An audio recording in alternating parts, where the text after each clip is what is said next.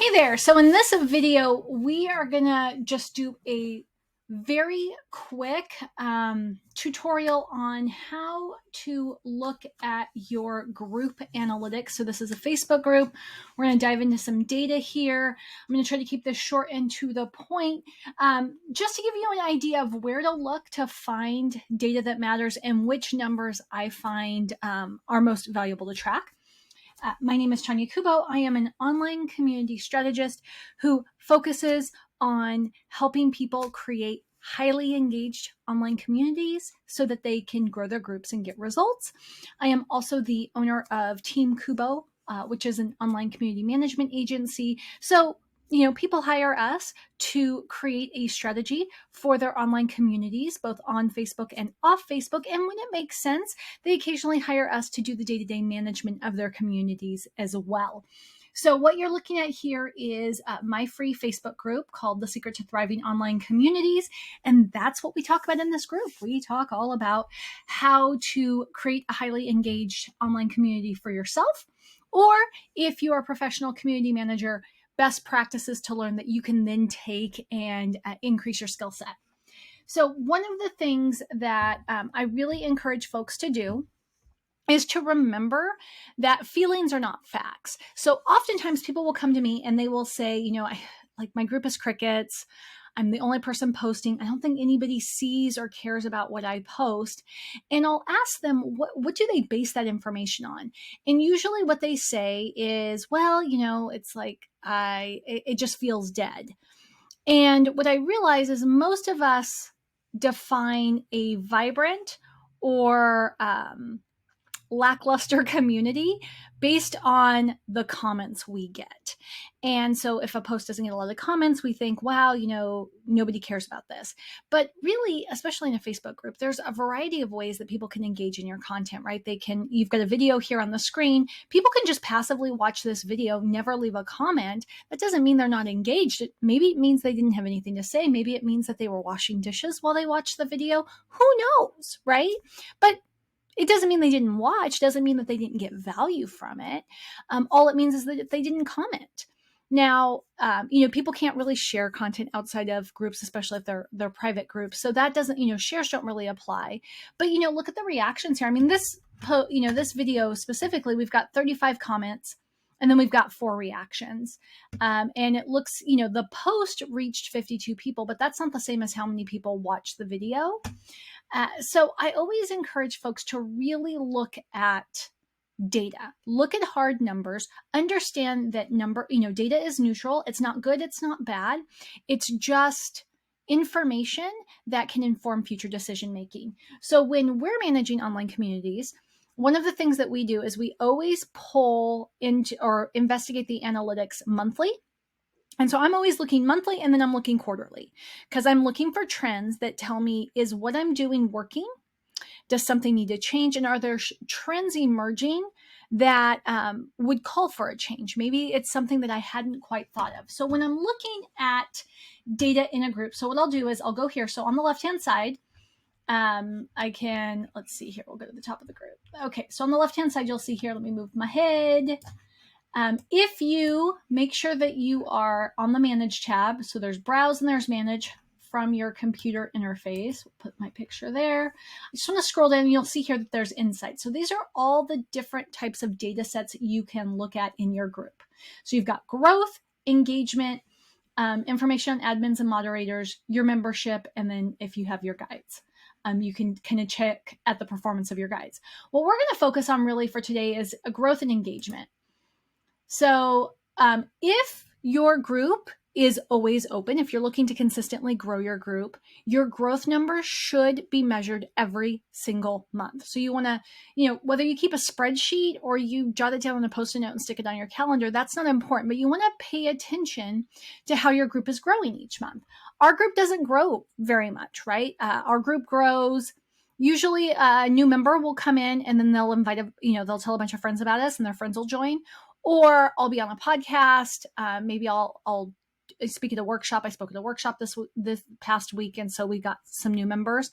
But if you're running ads to your group may grow faster. If you're doing a lot of guest posting, a lot of guest guesting on podcasts, your group may go faster. If you have a podcast and you're driving traffic to your group may grow faster.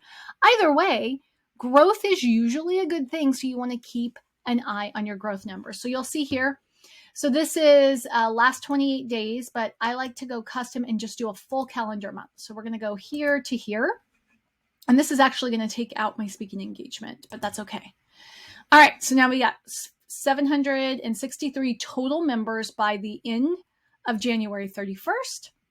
You'll see here, got a little bit of a spike here around the 2nd, and we got climb. This is good. The dips are if somebody leaves, right? Which is totally fine. So we had 18 membership requests that came in the month of January. You'll see the big spike was January 2nd, and then kind of levels off from there. You'll see we actually had 19 membership requests that came in that period of time. We approved 12. We declined 7. And keeping in mind, right, we didn't have, it says here, right, we got most of them, it looks like, came in on the 2nd, and then a few others. Okay. So that lets you know. And then, there's people may leave, and that's okay. So you want to make sure that you're tracking that number. And I always like to look each month, and then I like to look quarterly. So if you want to, we'll just go back to the preceding quarter. I would usually do like formal quarters. So January, February, March, April, May, June as a quarter, July, August, September, and then October, November, December. But for the sake of the video, let's just do Q4 of 2022. So that would be October 1st to December 31st. So if it was a quarter where I'm supposed to be reporting, then I can look. Oh, okay, so in that quarter, I grew 4.42%, right? So 756 total members. There's my climb. Total of 52 membership requests came in that period of time. And then you can see of those 52, 41 were approved, 10 were declined, right? And so that was a sizable increase. So I'm going to document that. And again, it's neutral, right? So, if let's just say I was running ads to the group, that would be pretty abysmal, right? So I'd be like, okay, maybe my ads aren't working. Maybe I need to look at, what's my click-through rate on my ads compared to how many people are actually requesting to join. And then if I'm getting a ton of requests, but I'm declining them because either they're not following the rules, they're fake accounts, whatever reason I may decline them, then, that tells me that maybe my ad targeting needs to change. If I'm guest posting and driving, or if I have a podcast and I'm driving traffic to my group every single week or every single episode and I'm not seeing growth, then that tells me maybe I need to either, make a shift at how I'm positioning the group, or maybe I need to make a shift in how the group looks. So to see if maybe there's a disconnect between what people get when they look at the group compared to what they thought they were going to get when they heard the podcast promotion. So those are just some things that the growth numbers are going to tell me. It's not as simple as, is my group growing or not? Although that is a very important question to answer. It's also, what am I doing to grow my group? And is the growth matching the effort that I'm putting out? All right. So then we go to engagement. So here on the left-hand side, I'm just going to tap that engagement tab. And this is usually where I spend the majority of my time. So again, I'm just going to do, for the sake of the rest of this video, we're just going to focus on the month of January. So January 1 to January 31st. Alrighty.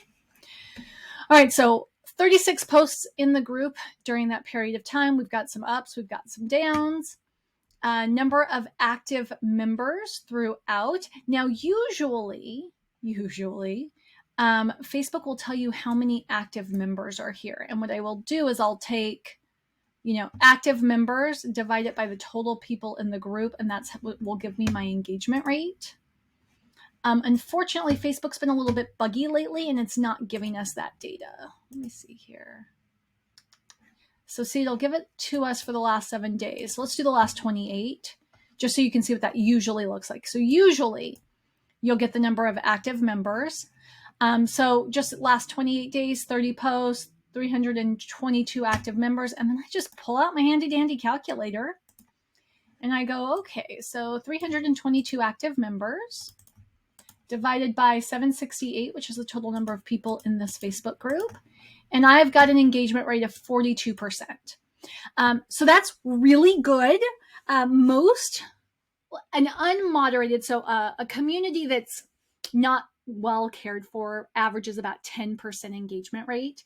Usually, if you're paying attention, even if you're not a professional, you'll get about 20% engagement. If you're just, being responsive to the community and their needs, 20% is a pretty good engagement rate. As a professional community manager and strategist, I'm not happy unless I'm over 40%. And keep in mind, the larger your group, the harder it is to get a lot of engagement. Really big groups like over 100,000, it's not uncommon to keep that engagement rate between 20 to 30%, because it's just, if you have 100,000 people, you'd have to have 40,000 engaged at any given time in order to hit that 40% mark.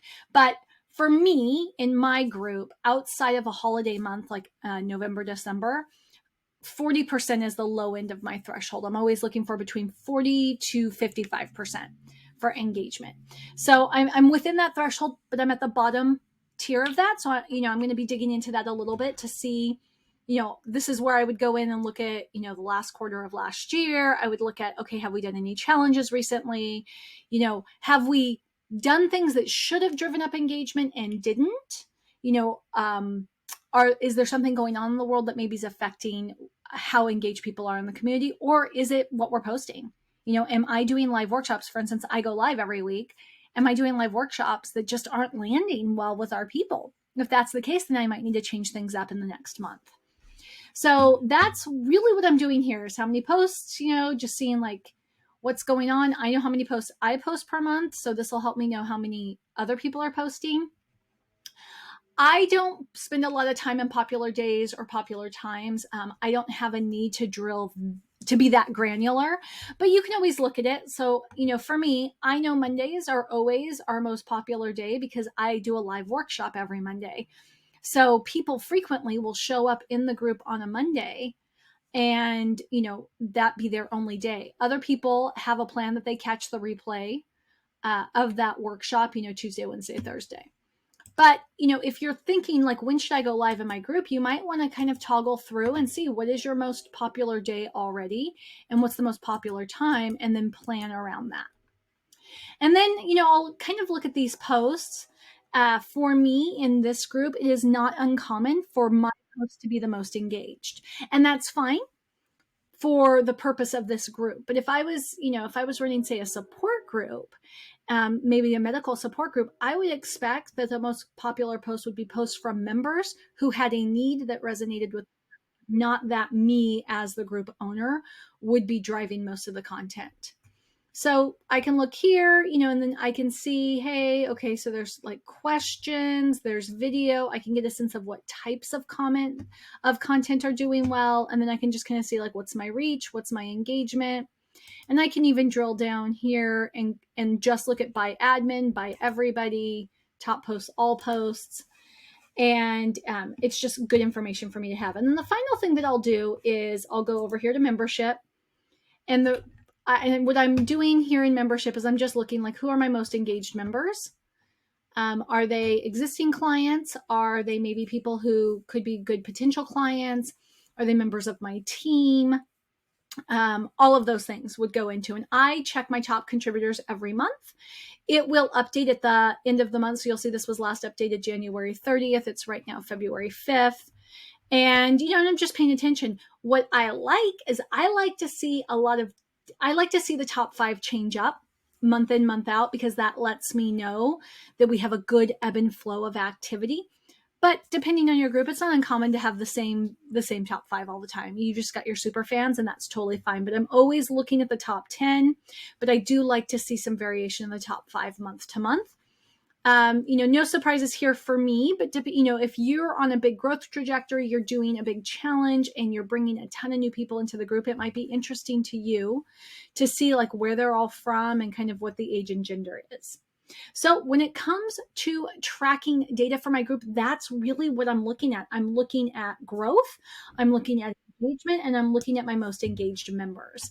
So I really encourage you moving forward, start today, start digging into your numbers. You can dig into the whole last year if your group's old enough, or you can just start right now, see what happened in January, and then just keep tracking it from here on. And as far as how to keep it, Like I said, a spreadsheet's perfectly fine, but so are sticky notes on your calendar. It doesn't have to be fancy, but it is important that you are paying attention to the numbers so you can make data-driven decisions.